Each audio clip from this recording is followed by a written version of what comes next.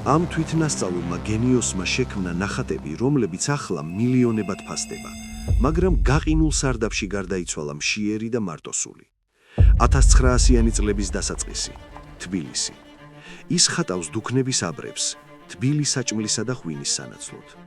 ის იაფფასიან შავ ტილოს იყენებს ფერადი სუფრებისა და უბრალო ადამიანების დასახატად და გარკვეული დროის განმავლობაში ეს მუშაობს. ადგილობრივი დუქნების მფლობელებს მოსწონთ მისი მართევი და გულწრფელი ხელოვნება. ის გამოიმუშავებს ზუსტად იმდენს, რამდენიც გადარჩენისთვის ყოფნის. სანამ მას ხელოვნების ელიტა არ აღმოაჩენს. ისინი მის ტალანტს იწუნებენ.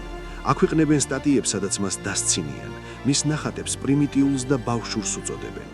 საჯარო დაცინვა ანადგურებს მის სიამაყეს და ასევე მის შემოსავლის წყაროს. ის ტოვებს ფერად ქუჩებს, იკეტება ნესტიან, უსარკმელო სარდაფში და ერთი გაზაფხულის ღამეს მისი სხეული ნებდება. ის თავის სარდაფში კვდება, ღარიბი და სრულიად მარტოსული.